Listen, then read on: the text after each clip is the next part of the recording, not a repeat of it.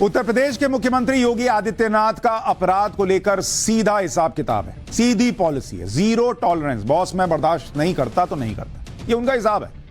योगी आदित्यनाथ खुद कई बार ये कह चुके हैं कि उत्तर प्रदेश में अपराधियों के लिए कोई जगह नहीं और जो कोई अपराध के रास्ते पर चलेगा उसका कोई भविष्य नहीं। ऐसे कई मौके आए जब सीएम योगी की जीरो टॉलरेंस की नीति दुनिया ने देखी, चाहे मुख्तार अंसारी का मामला हो, विकास दुबे हो, अतीक अहमद हो। अब एक बार फिर से सब देख रहे हैं कि योगी आदित्यनाथ किस तरह से क्राइम और माफिया का सफाया करते हैं। उत्तर प्रदेश के प्रयागराज में 24 फरवरी को एक मर्डर हुआ था। इसने प्रदेश की कानून व्यवस्था पर सवाल खड़े किए। उमेश पाल नाम के एक व्यक्ति को दिन दहाड़े सबके सामने गोलियों से छलनी कर दिया गया था। उमेश पाल 18 साल पहले हुई विधायक राजू पाल की हत्या का गवाह। राजू पाल हत्याकांड के बारे में आपको आगे बताऊंगा, पहले उमेश पाल हत्याकांड का सीसीटीवी फुटेज देखिए। उमेश पाल अपने गनर के साथ कार में बैठकर सुलेम सराय में अपने घर पहुंचते हैं।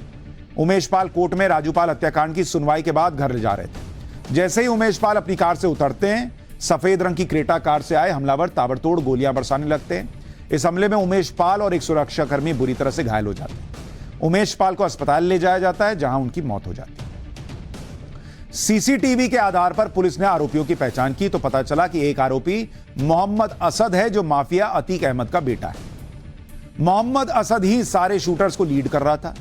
हमले के दौरान जब उमेश पाल एक गली में बचने के लिए घुसा तो मोहम्मद असद ने उस पर गोलियां चलाई।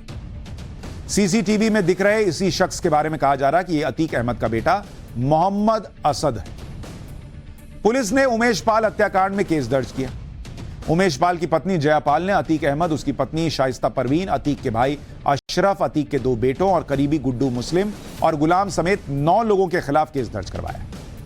प्रयागराज पुलिस ने अतीक अहमद के दोनों बेटों समेत 14 संदिग्धों को गिरफ्तार भी कर लिया है।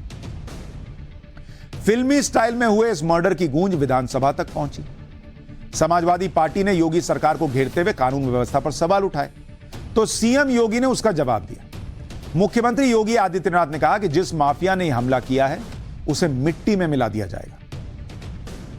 माफिया ने कल यह कृत्य किया है, वह माफिया उत्तर प्रदेश के बाहर है और वह माफिया समाजवादी पार्टी के सहयोग से ही बार बार एमएलए और एमपी बना है। क्या यह सच नहीं? क्या यह सच नहीं कि जिस अतीक अहमद के खिलाफ पीड़ित परिवारों ने मुकदमा दर्ज कराया उसके परिवार के खिलाफ, वह समाजवादी पार्टी के द्वारा पोषित माफिया है और उसकी कमर को तोड़ने का काम हमारी सरकार ने किया है। और फिर मैं कहता हूं, इसे हाउस में कह रहा हूं, इस माफिया को मिट्टी में मिला देंगे। योगी आदित्यनाथ गुस्से में थे और कह रहे थे कि मिट्टी में मिला देंगे माफिया को।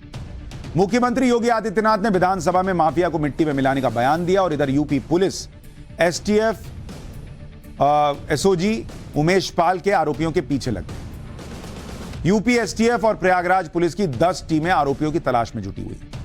50-50 हजार रुपए का इनाम भी घोषित किया गया है और इसका नतीजा भी दिखने लगा है। यूपी पुलिस और एसओजी ने सीसीटीवी फुटेज के आधार पर उमेश पाल मर्डर केस के आरोपियों की पहचान की और इसमें से एक आरोपी अरबाज को मुठभेड़ में मार भी गिराया। ये तस्वीरें उसी मुठभेड़ की हैं। पुलिस का दावा है कि उमेश पाल हत्याकांड में जिस क्रेटा कार का इस्तेमाल किया गया था उसे वारदात के समय अरबाज ही चला रहा था। पुलिस को खबर मिली थी कि अरबाज धूमनगंज के पास देखा गया है। पुलिस ने उसका पीछा किया। धूमनगंज के नेहरू पार्क के पास अरबाज को घेरा और पुलिस पर अरबाज ने गोली चलाई, ये आरोप है।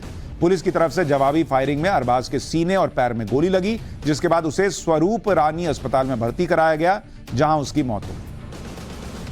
अरबाज का माफिया अतीक अहमद से काफी पुराना संबंध था। दावा किया जा रहा है कि अरबाज के पिता अतीक अहमद के ड्राइवर हुआ करते थे। इस मामले की गंभीरता समझने के लिए आपको माफिया अतीक अहमद का इतिहास भी जानना चाहिए, जिसके बारे में एक समय कहा जाता था कि कोई भी नेता उसके खिलाफ चुनाव लड़ने से डरता था। प्रयागराज के चकिया इलाके को अतीक अहमद का गढ़ माना जाता था। अतीक अहमद जब 17 साल का था तो उसके ऊपर हत्या का केस दर्ज किया गया था। 2014 के लोकसभा के हलफनामे के मुताबिक अतीक अहमद पर 42 केस दर्ज हैं। हत्या, हत्या की कोशिश, किडनैपिंग, रंगदारी, धमकाने, अवैध कब्जा करने जैसे मामले। अतीक अहमद ने 1989 में राजनीति में कदम रखा और इलाहाबाद पश्चिम सीट से निर्दलीय चुनाव जीता। तब से अतीक अहमद 5 बार विधायक बना, 1 बार सांसद का चुनाव जीत चुका है। 2012 के विधानसभा चुनाव के वक्त अतीक अहमद जेल में था। उसने चुनाव लड़ने के लिए हाईकोर्ट से जमानत की अर्जी दी। हाईकोर्ट के 10 जजों ने अतीक अहमद मामले की सुनवाई से खुद को अलग कर लिया था। यह था अतीक अहमद का खौफ, जिसकी वजह से करीब 15 से 20 साल तक इलाहाबाद में अतीक अहमद के अपराध का ग्राफ बढ़ता रहा। आज वो अतीक अहमद सलाखों के पीछे है। राजनीति में माफिया के दखल का सबसे बड़ा उदाहरण अतीक अहमद है। अतीक अहमद पर 40 से ज्यादा केस दर्ज है। उसके बाद भी राजनीतिक दलों के दरवाजे अतीक अहमद के लिए खुले रहते थे। 1996 में अतीक अहमद समाजवादी पार्टी के टिकट से इलाहाबाद पश्चिम से विधायक बना था। 2002 में अपना दल से अतीक अहमद ने चुनाव लड़ा और जीता। 2004 में फिर से समाजवादी पार्टी में शामिल हुआ, फूलपुर से सांसद बना। 2005 में अतीक का भाई अशरफ समाजवादी पार्टी के टिकट पर इलाहाबाद पश्चिम से जीता। 2008 में समाजवादी पार्टी ने अतीक अहमद को पार्टी से निकाल दिया। 2009 में अतीक अहमद ने अपना दल से चुनाव लड़ा और हार गया। 2014 में समाजवादी पार्टी के टिकट से श्रावस्ती से लोकसभा चुनाव लड़ा और हार गया। 2017 विधानसभा चुनाव में समाजवादी पार्टी ने अतीक अहमद को टिकट दिया, लेकिन विरोध होने पर अतीक ने चुनाव नहीं लड़ा। आज ऐसे ही माफिया का अंत जो है उत्तर प्रदेश में हो रहा है। लेकिन बड़ा जरूरी है कि जो गलत खबरें फैलाई जाती है उनका भी अंत हो, और इसलिए पार्टी